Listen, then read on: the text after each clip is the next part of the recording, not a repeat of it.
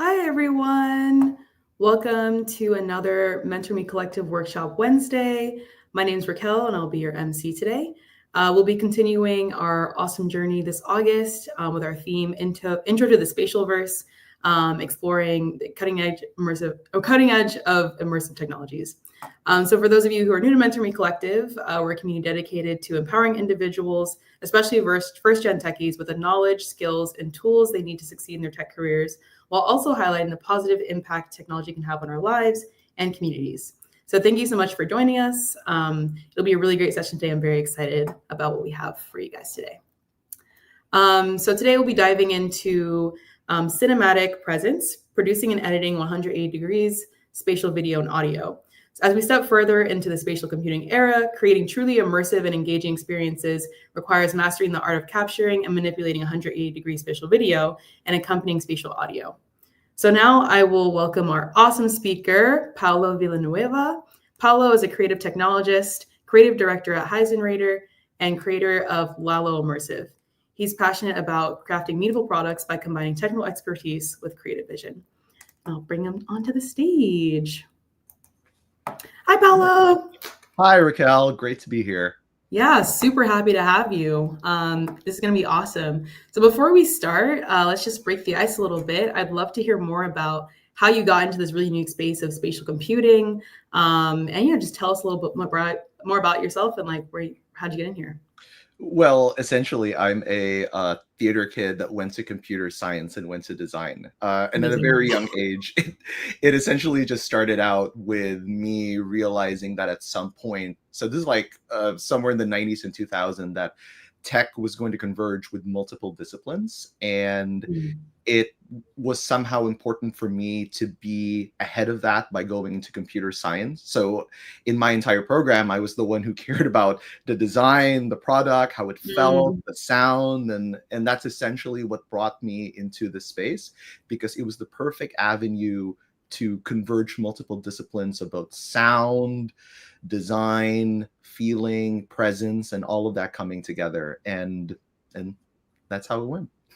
Wow, that's awesome story. I love the tech, the theater kid and coding coming together. I love how you're able to combine those interests and you found a field that works for you. That's very unique and awesome. Awesome. Thank you so much. So we'll have just a question for the audience to get you guys warmed up. I see you guys are tuning in from different places. Thank you so much for being in the chat. And especially our Grow with Google people. I see you. Awesome. Mentor Me Collective people. I guess my question for you guys is, do you guys have any experience with VR or 180-degree spatial video? Would you ever want to try VR stuff? Just comment, your interest in the chat and, if you've ever even heard of what we're talking about today. Yeah, as you guys put stuff in the chat, I'll pass it off to Paolo so he can start his presentation and have all the time. You can put in questions in the meantime during the presentation. Paolo, if you'd like to stop, you definitely can, but we'll have time at the end for Q&A. So don't feel pressured. We'll bring the questions back. You guys can type them in as they come. All righty. Okay. Ready to go? All right, let's get to it. So I'm very excited to share with you this talk on cinematic presence. And I've spent the last few years exploring how we can tell more intimate and powerful stories through immersive media. And today I'm going to be exploring something that is called cinematic presence. But let's first go into dark mode. And hopefully that's easier for a couple of folks in the eyes. So there have been studies that show that using a light gray background, especially in virtual reality environments, may be easier on the eyes than a stark white background. And surprisingly, that's not true for me. I like things incredibly bright. I'm not really sure why, I increase everything high, but let's go back to regular programming. This is just a bento box of stuff about me, and I don't want to spend any more time on this, and because we have a lot to cover.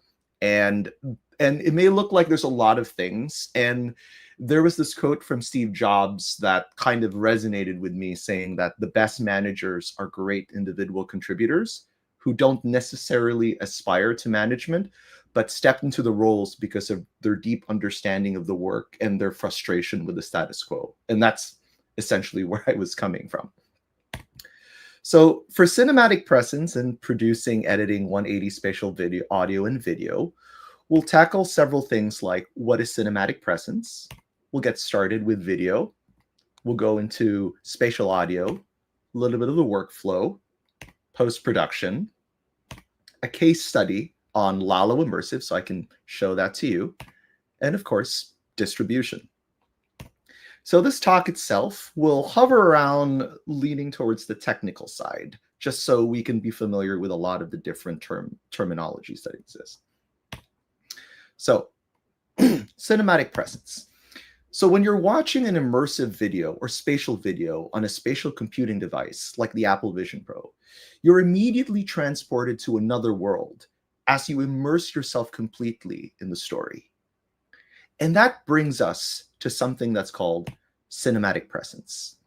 It's that magical feeling when the audience forgets they're watching and it just feels like they're there. But we also lose ourselves in immersion on other experiences, such as reading a book, watching a movie, listening to music, or playing a game. And going back to that 180 spatial video experience, we have to think about things to deliver it, such as giving a clear focus, where the viewer always knows where to look. A natural perspective, where the camera placement just feels like a real human position. Authentic sound, spatial audio that matches the visuals. Emotional proximity, just having subjects feel close in both distance and connection. And of course, comfortable pacing. Movement and cuts feel smooth and not disorienting. So that's just some place to start. Now let's get into video. There are multiple formats that we can be able to deliver on spatial computing devices, ranging from 2D to the highest quality of Apple Immersive Video. 2D video, when viewed on an immersive spatial computing device, can be seen as a floating rectangular object and can be moved. It can also be transitioned into a dock state so that you can be able to experience the 2D film in a more immersive environment that can either supplement or just bring you into that world. So we have a floating screen, expanded view, and it's essentially a standard flat video with one image for both eyes. There's no depth. And this can be captured with any device, such as a smartphone, an iPhone, a DSLR, a mirrorless, or cinema camera. It's recorded in essentially the familiar formats MP4, MOV, and placed in a flat window. Now when we move to 3D, it's almost essentially the same thing. It can be transitioned to a dock state, and we can choose if we want to play it in 2D and 3D. But the file itself is a side-by-side video. So you would have, example, a 1080 video, and the two frames essentially delivering a 720p experience because you cut it in half, merge them together through software to create this experience. It's two images, one for each eye, to create that stereoscopic depth. Frame is still flat, and there are various 3D capable cameras. Now we're moving on to a format that's spatial.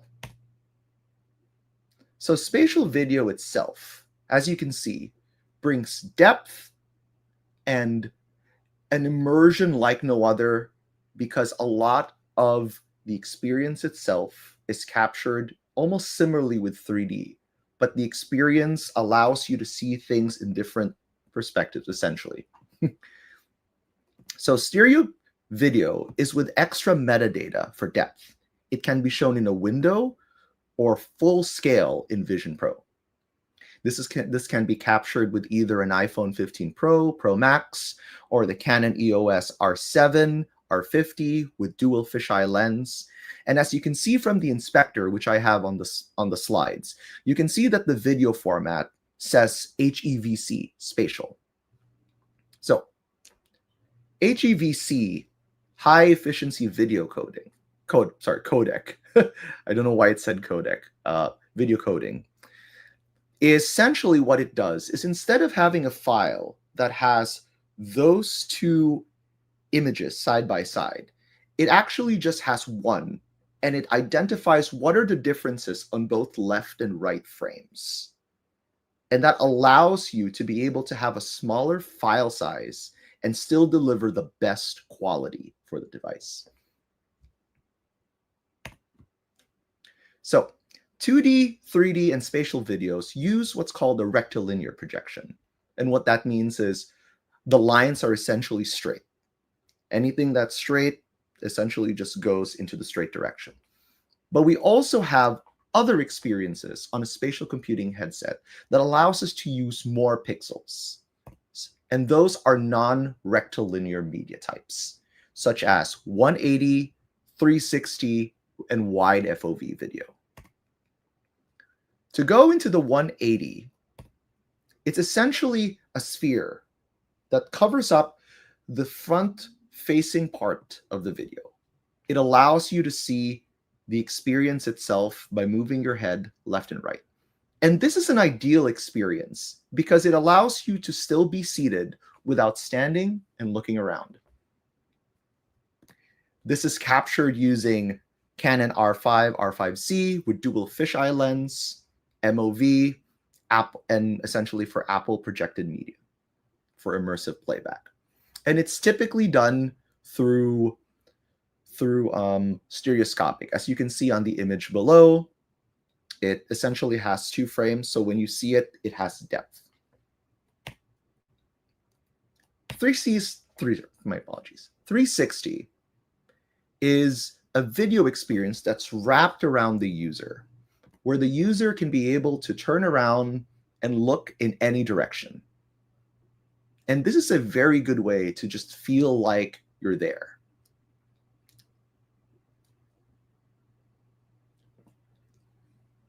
It's captured using 360 cameras, the Insta360, X4, X5, the Kandao, the GoPro Max, and essentially is delivered through MOV, MP4 formats.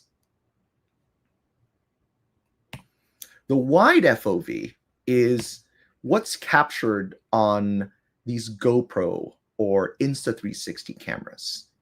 They essentially are a much wider field of view for the user. It's not essentially 180, but it's wide enough to be able to wrap around the user so they can be able to look around and see how it looks in a rectilinear perspective. It wraps around the user and the straight lines become straight instead of it being in this warped, distorted field. It's either captured at 120, 180. It's not a full sphere. It's good for POV and action. So these are 3 new formats that are supported on the upcoming Vision OS 26, 180, 360, and wide FOV. They're immediately understood if the file itself is sent over to the Vision Pro, so you'd be able to experience it in this immersive way. And lastly, the highest quality of them all is the Apple Immersive Video, which is captured using the Blackmagic camera. It provides one of the highest detail and quality you will ever see on a spatial computing headset today. It covers around 210 degrees horizontal, and it's captured at 8K per eye. So it's super high quality. You can only imagine the file sizes that come out of here. The process itself for working with immersive video goes from editing it in DaVinci, previewing it on Apple Immersive Video Utility, and going on to compressor. The price tag itself is something that even I personally have a challenge trying to achieve. It's around the $30,000 mark. So it's super high up there. But gladly, we have a lot of other cameras that we can be able to utilize, such as the Canon R5C, the GoPros, and all of that. And they still deliver the best quality to experience on the spatial computing headset. So here is a video profile to just go through everything.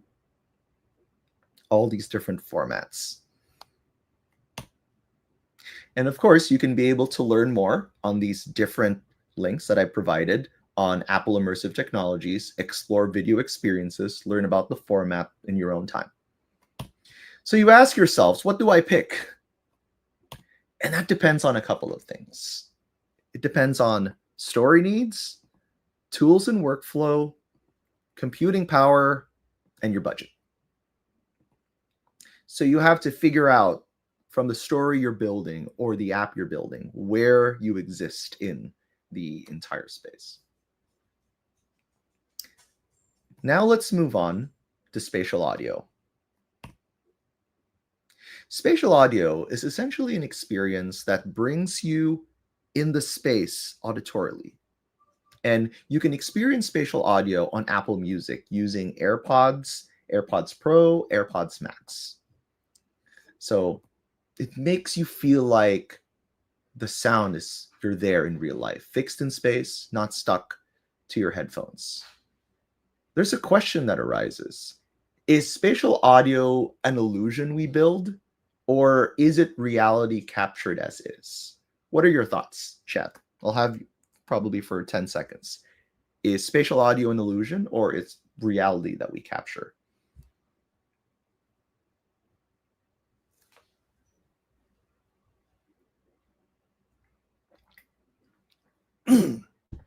Let me know if I'm just checking the chat if someone has reached this point.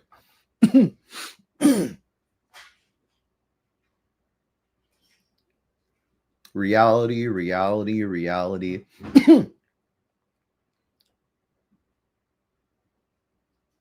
And techno. And Chanel Tucker goes into possibly both, and that's right.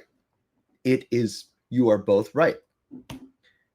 We can record sound through ambisonics, where we capture the sound field as it actually exists around the mic, kind of like taking a photo. And we have object-based rendering, where we take separate sound sources and place them anywhere where we want in 3D space, recreating that sound field. And we'll start out with something that we all have commonly access to, which is mono recording. It's a single audio channel. All sounds are mixed into one track, no sense of direction. It's essentially just like having a single microphone in the room. What you hear, everything sounds like it's coming from the same space. And then we have stereo. So this is what you're commonly used to listening on Spotify or Apple Music or YouTube. We have two channels, left and right. This adds a horizontal sense of space. Music is panned, so instruments are spread across left and right speakers, and you can tell if a sound is coming more to your left or to your right. And here we go to ambisonic. It's a way to record the entire sound field around the microphone. It captures sound in all directions. So think of it like a 3D audio bubble that you can rotate in post-production, that where the microphone is positioned, it's going to capture exactly what that sound field is from that point. And ambisonic comes in different types of microphone configurations. First order ambisonics, 4 channels, second order ambisonics, 9, third order or higher order, more channels.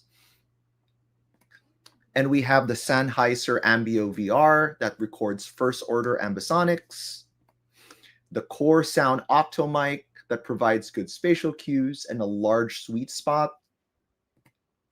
Third order microphones, the Zilia ZM1, which provides excellent spatial cues and a large sweet spot. And of course, there are more microphones that can record even more depth and detail in the space. So there's a lot of that going on. So let's move on to object-based. So instead of locking audio into channels, you can record multiple sound objects, a voice, a sound effect, and attach metadata that says where it should be in 3D space. If we have multiple mono or stereo tracks, can that be considered spatial? Yes. Multiple mono tracks or multiple stereo tracks placed in different positions can be considered spatial audio, but it depends on how they're used and delivered. You can have multiple tracks, but if the mix is just in one space, then essentially it becomes flat.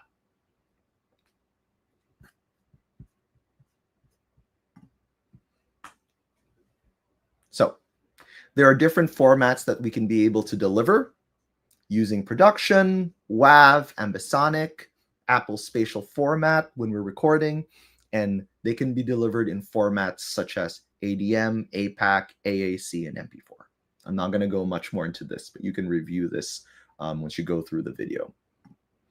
To listen to spatial audio on device, if you have one that was recorded, you can actually access it through your phone by going to Control Center, selecting spatial audio, and selecting head tracked. You can experience and know if it's spatial audio is when you turn around and you're able to hear the audio instead of it just mimicking a central source. So you're able to hear what it looks like if you turn that the sound was coming from the back as well. And you can learn more on these links here, Exploring Spatial Audio or Introduction to Ambisonics. So now, once you've figured out the video and the audio, you got to think about the workflow. You have to think about storyboard, equipment, transportation, file formats, camera placement, storage, a lot of things. And it's easy to break it down in the pre-production, where you think about what are you filming, what are your technical preparation, what's your schedule, what is your permits or access, to your production of camera placement, equipment rental, lighting, sounds, batteries, food, and where things get placed. So when you place an immersive camera, where is the zone where your eyes converge? You cannot cross that path. The ambisonic microphone must be in the same space where the camera is so that you're able to capture the sound field in the same position where the camera is. You can be able to place mono microphones and then adjust the spatial immersiveness through post. In 360, you're able to essentially figure out what are the positions. There are no miscellaneous objects you have to move around, and make sure when you say action, you're just out of frame. And of course, we have post-production, file transcoding, storage, backup, syncing, data management, distribution. It's a lot to think about. So we're now going to post-production, and I saw a couple of folks ask a couple of questions of what do we use to edit, and we're going to be going through video editors, audio editors, storage, and file formats. So we're able to edit on Adobe Premiere. It's a great tool. I use it. There's lots of help everywhere. It's easy to pick up, but the cons are the software subscription model. Most folks are unable to pay the subscription model, and you can only edit in side-by-side at the moment, nothing with spatial video until an update will come through. Final Cut, it's spatial ready. There's a student discount. It's a one-time purchase, and the cons essentially will just be file storage. DaVinci Resolve, it's spatial and immersive video ready. It has video coloring, audio tools. It has rental licensing if you want to just pay $30 for the month and then put it off. It's a one-time purchase. The free version is limited for its cons, and storage and stronger computer might be needed.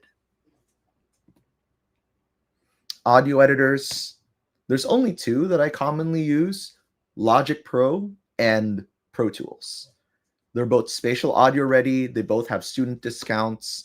One is easy to use. The other one is been known in the industry for quite some time, and it's got a history of plugins. So it's really just a matter of choice. I personally use Logic since I've been using Logic since the Final Cut Pro 3 days. And storage, because this is important. Fast SSDs are essential. You have to prioritize speeds of Thunderbolt 3 or 4 or USB-C Gen 2, because you have to transfer those videos and edit them in real time as fast as possible. You want to avoid hard disk drives for slow real-time playback, and you might consider a RAID setup. And always keep working with drives separate from archive drives. If you have archive drives, just set them aside, work on an actual working drive. File formats. So when we're editing, it's always good to use ProRes, which is Apple's editing codec. It's bigger files, but a smoother playback. It keeps quality high while making things easier.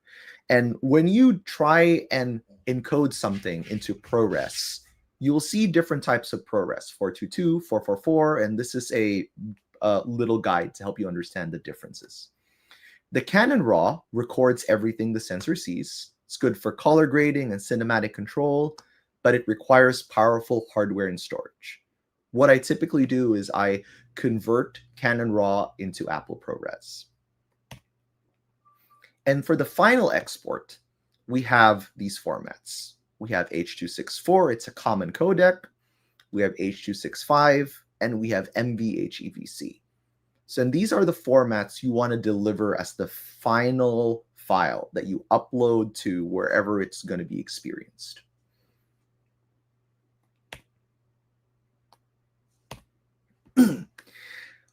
So metadata can be added for Vision Pro. So typically they're already added when exported from Final Cut or DaVinci if the project is spatial. But you can be able to do it naturally or just easily on the new operating system of macOS Tahoe by just right-clicking and saying encode this video. And that's essentially it. So I'm going to be sharing with you a project that I recently been working on and just launched. It's called LALΟ Immersive. So LALΟ Ensemble, it's a Filipino-American ensemble composed of award-winning world-class singers, conductors, and arrangers, bringing voices together to celebrate music, heritage, and community. LALΟ Immersive is an Apple Vision Pro experience that surrounds you with the ensemble's performances through spatial audio, 180 degrees and 360-degree video, and Apple Immersive Video, bringing you closer to the music than before. So this is what it is. I'm not sure if you're able to hear it. LALΟ Immersive, spatial choral experience for Apple Vision Pro, where music, story, and space become one. LALΟ is a Filipino-American choral ensemble made up of world-class vocalists. LALO is a Tagalog word that means more, greater, further. That's the vision, to take choral storytelling beyond the stage. LALΟ Immersive. I'm glad. So this was a choir that was started by a good friend of mine that I met in college, and everyone had to run through a different set of production. It just started with a call saying, hey, I'm launching this choir. Can you help document it? And I said, can I take it one step further? Can we record it in spatial audio and spatial video? And he says, I'm already thinking about that. What was spatial video? And I went to him and we essentially experienced something on the Apple Vision Pro, and he was game. What the choir had to do, because these were a lot of world-class singers, they had to fly everyone to town because they already had a concert. This app was totally separate. Everyone had to come in, rehearse for 2 to 3 days, and they were able to master it because they're great singers. And they had 2 concerts and a recording session. On my part, I had to identify the equipment, the repertoire, test shots, app tests, recording video and audio, edit and process everything, the UX, UI, reviews, and user testing. And that was a lot. But to break it down, LALO Immersive is captured on 2D, spatial, 180, 360, and Apple Immersive Video, which is upcoming. We recorded in stereo, first order ambisonic, third order ambisonic, and fifth order ambisonic. And that was 64 audio channels. We 3D scanned and recreated 3D environments so you can be in that space. We edited using Pro Tools, Logic, DaVinci Resolve, Adobe Premiere, and Final Cut Studio. And all of this is personal and rented equipment. Nothing was bought.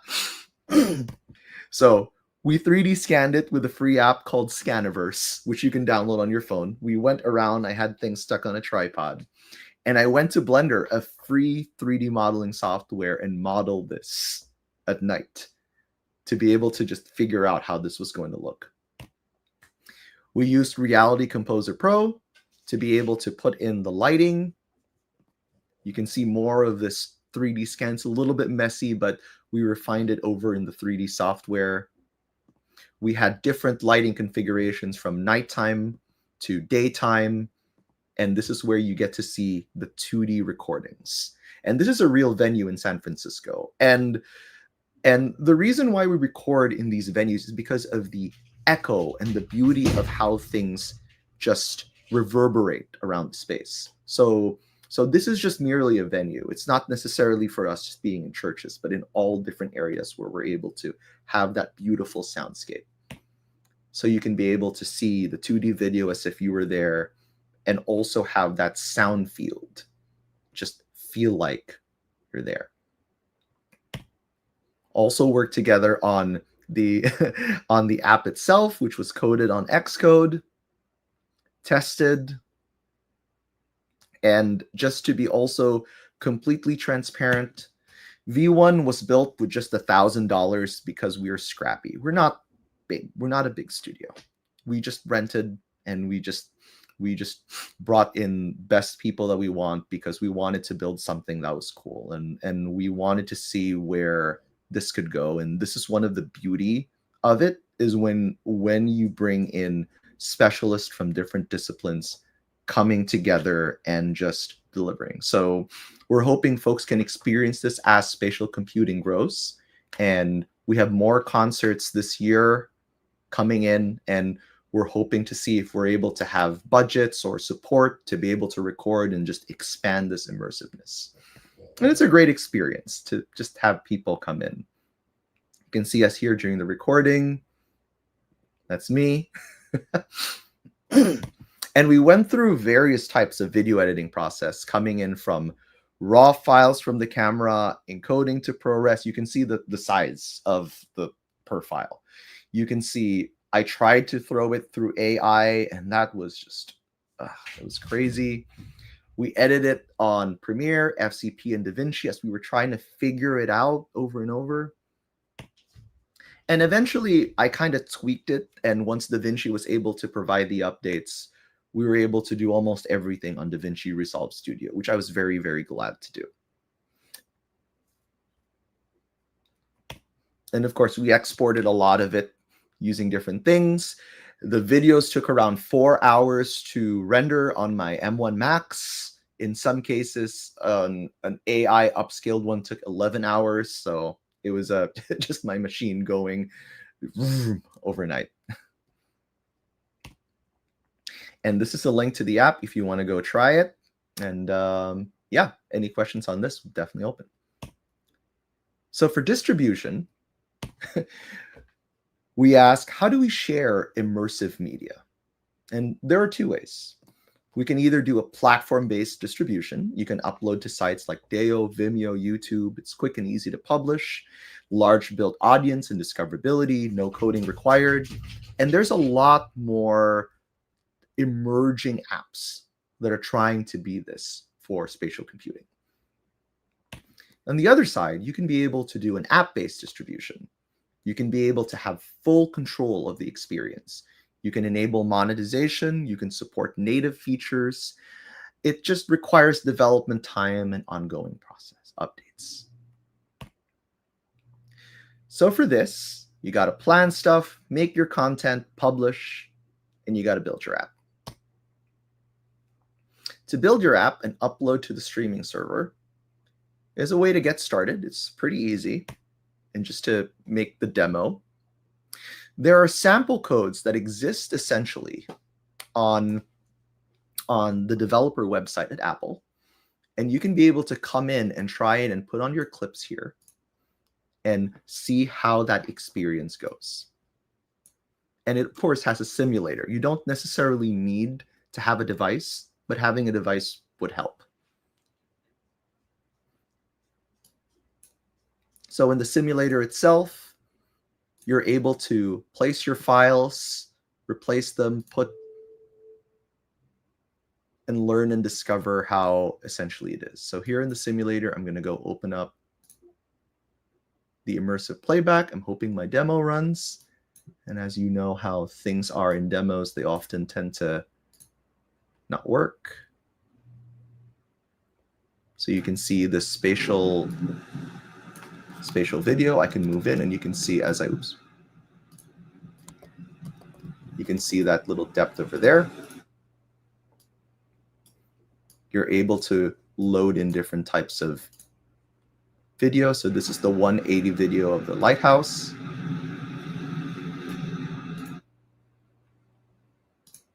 This is a LALO track. And you can see what's really cool about this. I'm going to go skip here. Is as I move down in the space and you do this, it has that beautiful sense of like looking through a window.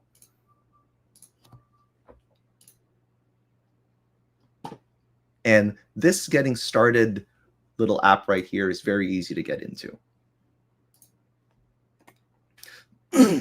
There are a lot of resources that are a good place to start. Yuho has been one of my favorite YouTubers that's been in the space for several years, and he provides in-depth tutorials on how to get into the editing and the equipment, and his videos are around 30, 40, 50 minutes long, so definitely worth watching. Spatial-Gen is a startup that allows you to upload your immersive content available for Vision Pro, Meta, Pico.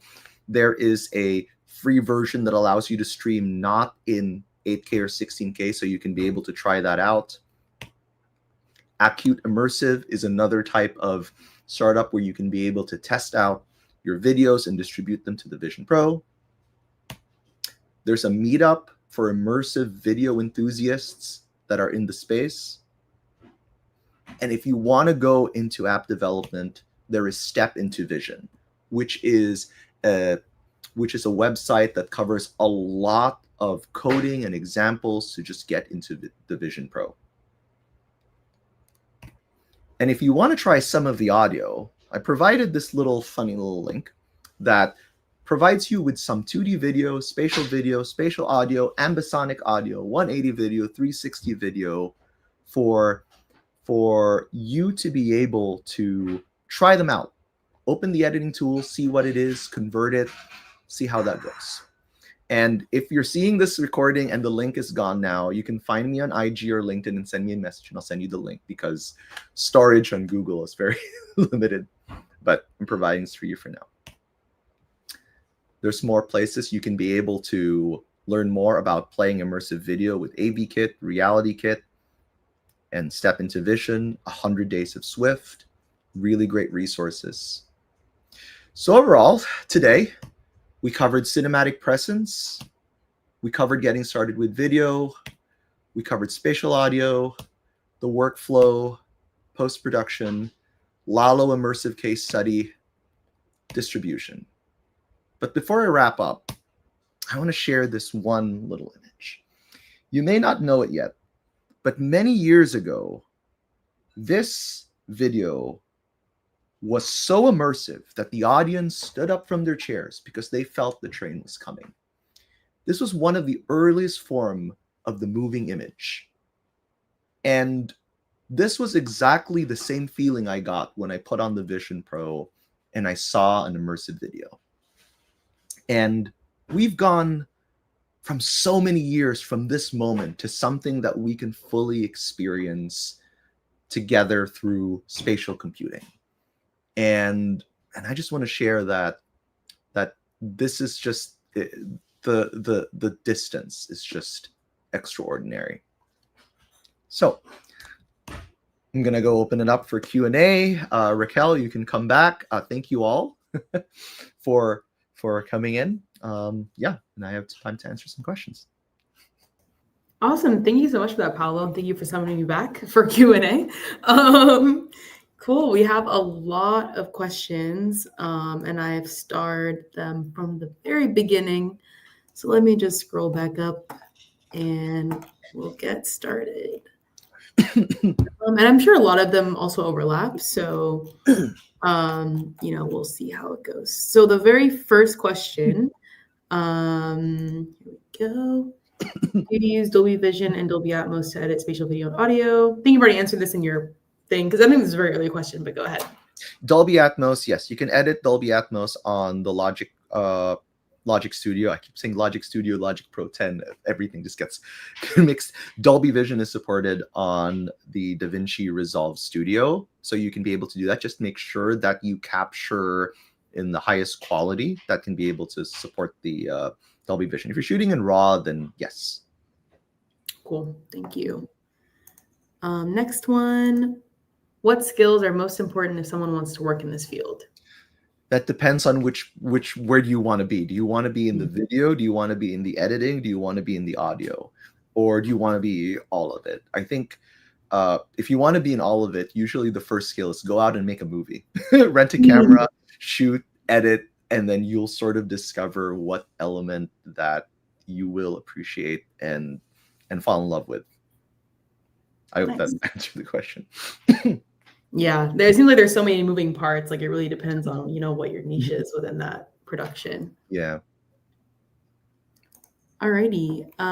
Next one. What's the resolution sweet spot to program for? In other words, is there diminishing returns after a certain point? Oh, that's a very interesting question. I think it depends on the headset you're viewing the content.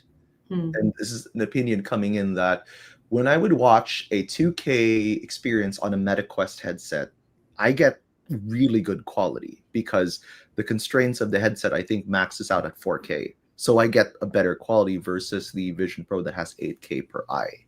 So I think it's where you're delivering.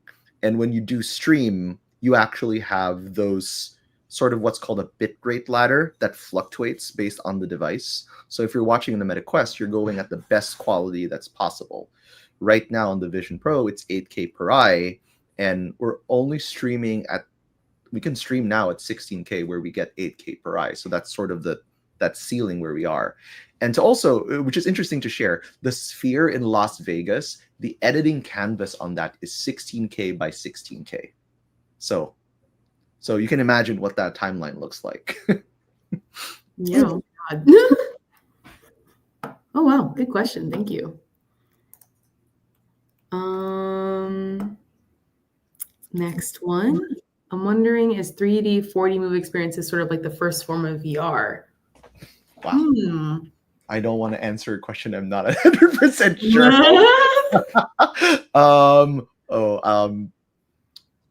I wouldn't know. I just come out and saying like I wouldn't know. I would probably Google the answer. I would search. And I think that's the best place to do. And I wouldn't feel like nice just Googling and telling you yes, exactly. But I am not sure because my experience in the first form of VR is completely different from everyone else. Some folks might say that the Viewmaster was their first form of VR. Yeah. Oh, interesting. I don't know. Yeah. Huh. There's the Game Boy. I forgot, was that Ultra Boy? I forgot. Oh my gosh. So what was your first experience with VR? You said. My very first experience was using a HTC Vive and the actually it was the Oculus DK1 kit. That was the first version that I got to try, and I saw a 3D experience. I never thought of what video was going to be, but that sort of just blew me away. Wow, that's awesome. I think my first experience with also an Oculus, like my cousin got. We're like watching The Walking Dead or something, and I was like, wow, this is so cool. And I never used it again.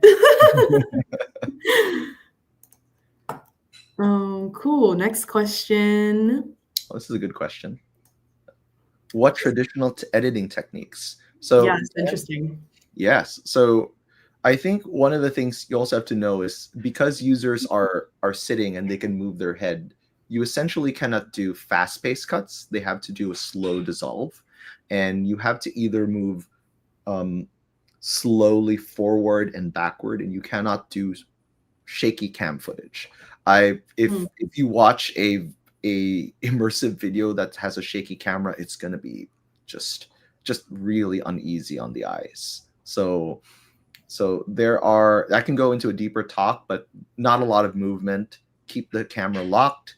If the camera is moving, make sure that it is not sudden, it's not too fast, it's slow enough for the user to be able to orient themselves and figure out where they need to go. Wow, that's a really good question. I hadn't even thought about that. Like, you literally cannot film things the same way you would for like traditional media, and especially the shakiness. I could see like you could like have your VR set on and it'd be like really uneasy. You could like get all like, you know, nauseous and stuff. Oh yes, I never thought about that. Yeah, I tried that many years ago in 2015, and oh my goodness, I think I puked. Oh wow. I thought so. I once thought, what if I put the 360 mounted on my head using a gorilla pod? So something like this. I mounted it on my head, and I said, if I walk, then it's going to be the same experience. Watched it, puked. Wow, because it was just going up and down. Yeah. No, I wanted to try every type of experience. Like, I'm gonna wrap it in my arm. I'm gonna put it in the car. I'm gonna put it here. Let's figure that out. So yeah. Wow, you're experimenting. That's awesome. Cool. Thank you for that question. Next one. Where do you see VR heading in the future? Ooh. I personally, I think we're all collectively trying to figure out where the direction is going to be. I see one form of it as a very great immersive media viewing experience. That's one future that I see it, because I've watched full movies and TV series on the Apple Vision Pro, and it's always the perfect experience every time. And one thing that it's done for me is I'm afraid of flying, and watching movies on the Vision Pro makes me forget I'm on a plane. So if the plane is having turbulence, I feel like I'm in a concert or I'm watching Dune, and the worms are essentially what's shaking me. Forget I'm there. And that has been a very, very useful use case. Yes, it's literally a $3,500 calming device for a plane, but for every moment that I'm relaxed on a plane, I am very thankful, because I'm not drinking pills to calm myself on a plane. Yeah. That's like probably one of the most unique use case I've heard, is like to like calm plane nerves, but I could see how that could definitely work. It's like immersive, but in a good way, I guess. Awesome. Thank you for that question. Next one we have is, how do you see spatial audio and video being used in healthcare education system to help people? Oh, wow. This is converging with my full-time role. So that depends on how spatial audio and video is going to be utilized for the education or healthcare learning experience. So one of the things I do is the company I work for, Heisenrader, we have a cross-platform tool that allows us to build learning experiences that's available on all devices. And one of our clients is, of course, healthcare, and we create immersive experiences. And those are experiences where users can be able to operate on devices and learn, discover, or be tested on. Spatial audio is great because it brings you into the immersive space of that exact environment. The video itself, it provides a supplement to what we're doing. It's either something we're trying to learn, something we're trying to be tested at. So it really depends on what the topic and what is the thing you're building, because it's going to go so many places if you build an experience and you're going to be like, oh, I want to put object tracking. Oh, I want to put immersive video. Oh, I want to put spatial audio. Oh, I want to put all the cool stuff.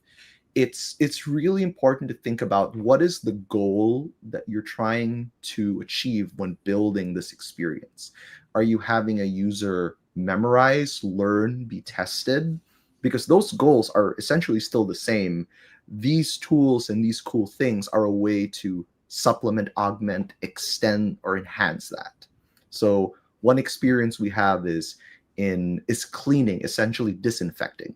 And after doing and building that experience, I essentially just have the muscle memory to know how to clean properly. So it depends. But I do see it as something that's used in the healthcare to help people.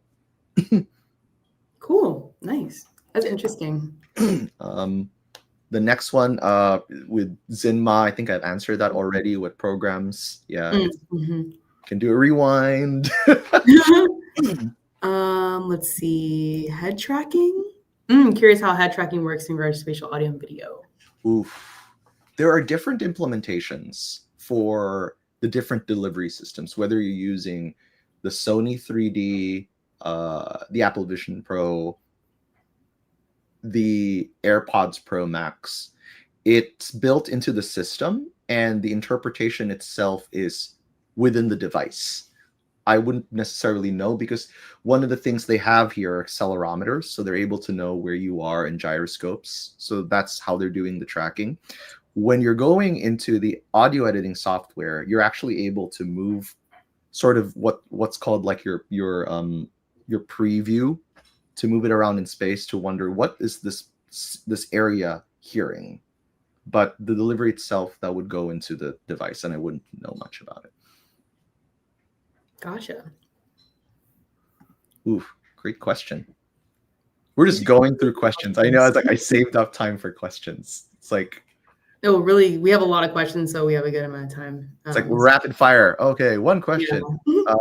So Hugh Ho actually posted something on LinkedIn, and he tried Flow using Google Video, and he was able to create a full 360 video using the generative tool. He also had to edit it a bit to make sure that seam was just working well. So that's as far as I know. I haven't tried it yet. I've used Gemini Flow VO to generate videos, but nothing on immersive video. Okay, cool.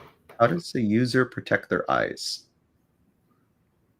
I'm not sure what the question is. It was like, take a guess. Are there any concerns with like you said, you like really bright light, but it sounds like gray backgrounds are better for VR. So maybe like, I don't know, eye health, any concern there? Just a funny thing to share is my wife has lighter eyes. Some of my coworkers have lighter eyes. I have dark eyes. And sometimes when I'm in when we're reviewing something, they tell me it's too bright, and I say it's not that bright, and I would have to adjust the grade. Like everyone's like, oh, that's better, and I think it's just me. I've had the same prescription and grade since the 6th grade, and my doctor and my high school classmate, who's now an optometrist, eye doctor, told me it's pretty surprising given what I do for a living that it's stayed the same. It's like, I don't know why. It's just locked there. So yeah. What are some programs to play with the various cinematic formats? I think I've listed the tools there you can play around with there. Oof. I unfortunately don't know anything about the Samsung S24 Ultra, so I wouldn't be able to answer anything there. I'm sorry. All good. What is the most challenging obstacle you've faced? Others. The most challenging part is file formats and storage. So this may not be very, very clear, but so I'm going to go and see if I can be able to load a good example on my screen right now. So I am going to open up LALO LA exported early. So for example, this concert itself was a quick export from the device. And oops, where did that go? Disappeared on me. Oh, I keep clicking the wrong thing. All right, so let's say this performance. I'm going to go zoom in. And you can see, because I exported it in MP4, the quality itself is pretty fuzzy and pretty bad. And the file itself is not that big. But I had to export this in ProRes in order to edit the trailer. And because I exported it in ProRes, I'm going to go open up that.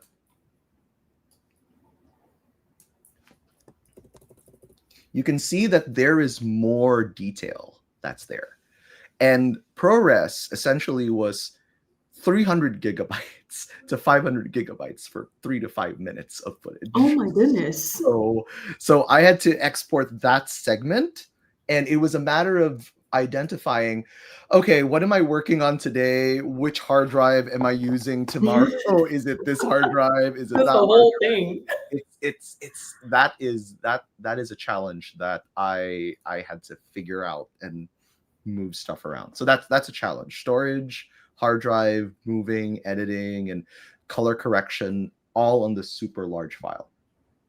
Wow. I mean, imagine like if 3 to 5 minutes is that big, like how long is, I don't even know, like an hour? Like that's like, do you feel like there are any like time constraints to like the kinds of like the length of video and like things you can produce because of the storage constraints? Yes, time constraints and exporting constraints and iteration constraints. So you have to work with little segments and figure out what is the right color correction, what is the right tool for this, and those are the challenges there. It's not impossible because my M1 Max can do it, and we're now at M4.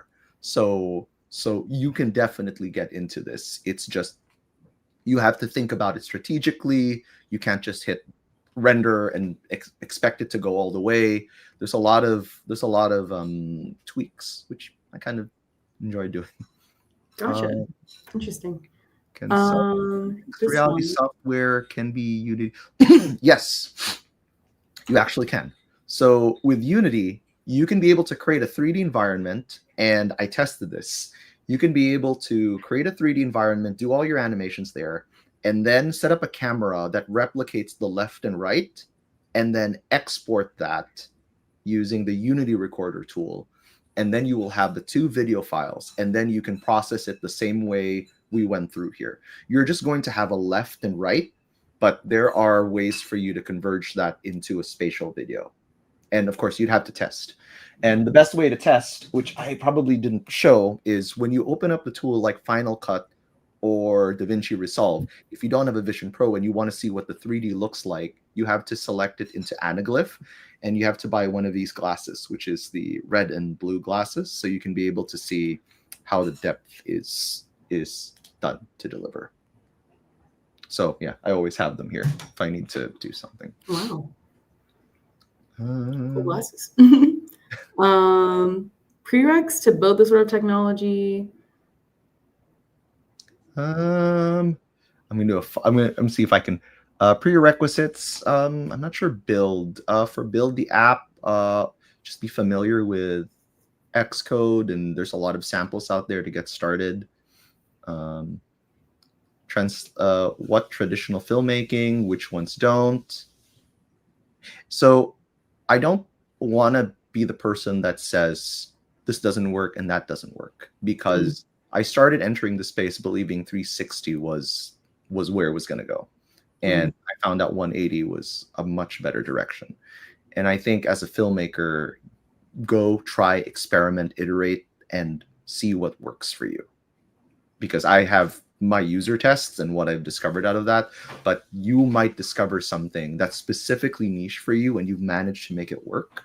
And then that can be your voice. And that can be your voice to tell your stories. Nice. That's really good advice. How relevant this is to a data analyst. Think about how much storage in the future we're all going to need for servers at some point. If you calculate, I don't know. The data. Next one, someone from healthcare. How can these be used or already used in healthcare? So in some areas of healthcare, they can be used as a tour to discover all the different ICUs in a hospital. So you can have 360 videos in hospitals, and you can have a system that allows you to jump through the hospitals to see what's going on. They can be used as a way for someone to essentially just see what's happening in this room. So think of it like a security camera, but then you're just hopping into each room. So you can ask a patient, are you okay? Are you bad? it's definitely helpful in more, think of it maybe like during the worst of COVID, where we had people couldn't enter, could be used in that way. Wow, nice. Well, we're almost at time. Yes. Let's take one more question. There was a couple people who asked about just getting started out. So we can end with this question of like, what advice would you give to someone just starting out in 180 spatial video? And yeah, any other advice you have for people interested in learning more? All right. Just starting out with 180 video and spatial. Use the tools that you currently have, an iPhone, borrow and rent. There are rental sites. I used lensrental.com to rent this equipment. That's why we were under around that budget. And you can send them an email telling them you're a student. I don't know, you can, maybe you can, but they were very, very considerate when I was a student and I was trying to start out in so many ways. So use the tools you have, experiment, try, go out and make a film, figure out what story you want to tell, because at the end of the day, we all have to create something and put something out there. And when you have something, you can share it to me, share it to people, ask them what they think, and that's where you go. It's kind of like, hey, can you watch my movie for a second? It's kind of like that. That's kind of how it is. And I think that's a good way to get your voice out there. So yeah, and to just, I guess I had like a little quote here to wrap it up. Immerse yourself in something that moves you, because what you surround yourself, essentially what becomes your life. So what you surround yourself in your storytelling, essentially what inspires people as you go. So thank you. Thank you. This was great. And thank you everyone for the great questions. We got through so much. That was like rapid fire, and those are really good questions. So thank you so much, Paolo, for all the great answers. And for the workshop. I definitely learned some new things. I'm sure everyone else else did too. And yeah, we'll see you guys next week. I'll actually also be emceeing next week as well. So see you guys next week, next Wednesday for another one. Cool. Thank you so much, everyone. Bye. Bye.